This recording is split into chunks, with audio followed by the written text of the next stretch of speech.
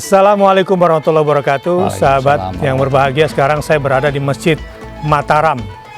Di sana ada makam Raja-Raja Mataram dan digambarkan di sini dari tahun 1856 sampai 1926. Tapi ada yang lebih mengerti dari saya, Ustadz Wijayanto. Silakan, Ustadz. Mataram itu beralih dari Mataram Hindu ke Mataram Islam. Di dalam Mataram Islam ada situs-situs di mana dikuatkan di dalam gelar keraton, di mana seorang raja itu adalah Khalifatullah, yaitu Sayyidin Panatogamo ing Aloko ingkang sinuwun Khalifatullah, sebagaimana menderivasi dari Quran surat Al-Baqarah ayat 30 bahwa itu menjadi khalifah yang akan mengemban amanah rakyat, di mana dikuatkan dengan beberapa simbol. Yang ada di sini adalah sejak tahun 1856 itu ada masjid-masjid Patok Negoro. Nah, Masjid Patok Negoro ini tidak hanya dikelilingi, karena keraton itu senantiasa ada 3 simbol utama. 1 keraton sendiri, 2 masjid, yang ketiga adalah pasar. Pasar sebagai sumber ekonomi, kemudian dikontrol oleh menghidupi masjid, menghidupi keraton, dikontrol oleh masjid. Oh, ekosistem ya di situ ya? Sistem, ya. Itu, dan saya rasa semua keraton-keraton Islam bentuknya seperti itu, ada alun-alun. Ya. Alun-alun adalah tempat berkumpulnya sosialisasi dari semua perintah-perintah kerajaan atau sosialisasi apapun yang diinginkan oleh raja. Dan namanya juga Patok Negoro. Patoknya aja semua berupa masjid. Oke. Karena jadi batas-batas ya? Iya, batas-batas itu patok, karena Jogja ini dikelilingi oleh wilayah-wilayah sampai dari Gunung Merapi sampai ke laut. Nah, itu nanti ada patok-patok, dan hebatnya patoknya semuanya berupa masjid. Bagaimana dari Kesultanan Mataram ini menjadi NKRI? Ya, karena NKRI berhutang banyak kepada Mataram. Ya. Karena dulu pemerintahan, kita semuanya tahu pemerintahan aslinya NKRI nggak ada di sini. Ya. Sehingga keraton itu memusuhi Belanda, ikut memerdekakan segala macam. Maka tradisi halal bihalal itu kan sebetulnya dari keraton Jogja. Ya. Yaitu ketika orang-orang pemuda Kauman waktu itu, sebagian ada yang kerja di Belanda, ada kerja di keraton. Padahal keraton memusuhi Belanda. Ya. Setelah merdeka maka nggak enak dong.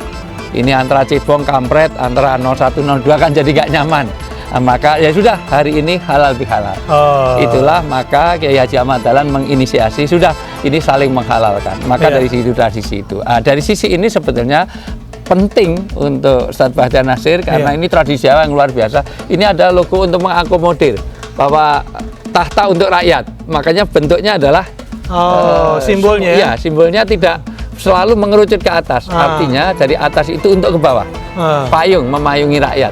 Oke. Nah, jadi di sini semuanya, makanya di Ingkang Sunuwun Ngarso Dalem yang ke-9 dulu betul-betul tahta untuk rakyat.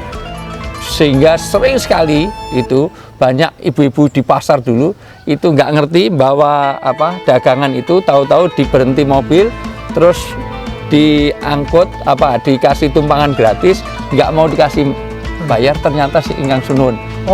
Jadi dan mereka tidak tahu ya? Tidak tahu. Raja-raja dulu sering nolong orang-orang itu dan tidak diketahui. Jadi ya kalau dulu kita ikut Khalifah Umar bin Khattab, sebetulnya Sri Sultan Hamengkubuwono ke-9 Allahyarham yang dimakamkan di Imogiri dulu biasa begitu itu. Jadi jauh sebelum ada ide belusuan, sebelum ada itu semuanya sudah begitu, sudah merayat. Makanya selalu semuanya simbolnya adalah selalu melebar ke bawah, karena ini memayungi. Jangan gagal paham. Negara Kesatuan Republik Indonesia berasal dari Kesultanan Islam yang gelarnya adalah Khalifatullah. Dan jangan gagal paham. Penguasa itu seperti raja dengan simbol ini adalah memayungi rakyat, bukan sebaliknya. Dan ke depan harusnya kita bangga bahwa kita punya dasar Kesultanan Islam bergelar Khalifatullah.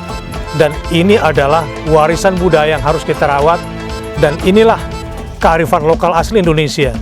Karenanya jangan bergeser dari sini.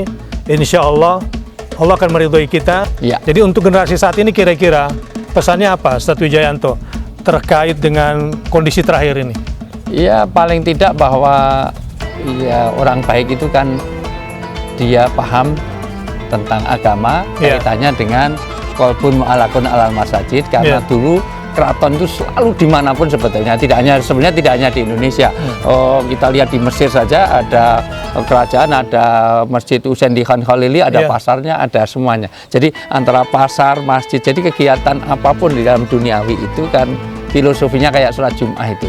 Jadi ketika ada adzan ya tinggalkan jual beli, tapi setelah sholat juga kita kembali kepada cari. Jadi jangan lupakan orang-orang yang mencari dunia, jangan lupa akhirat. Maka masjid menjadi qalbun mu'allaqun alal masajid.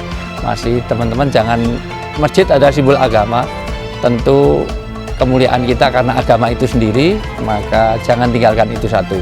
Demikian juga di dalam sistem pemerintahan, maka kekuatan terbesar ada pada kekuatan yang ta'aluk dengan Allah itu, karena keraton dulu juga selalu ada masjid besarnya. Semua kerajaan-kerajaan Islam pasti ada masjid besarnya, di mana ada pasar yang menghidupinya tadi, dan ada keraton, dan juga ada alun-alun tempat sosialisasi. Ekosistem yang harus kita bangun jika ingin mengikuti kearifan lokal di Indonesia, tetap mengakar pada akar sejarahnya dan tetap berdaulat adalah ketika ekosistem dibangun berdasarkan apa yang pernah dibangun oleh leluhur kita. Masjid, pasar, alun-alun, pusat-pusat ekonomi, sentra-sentra kehidupan, bahkan penjara ada di sekitar situ.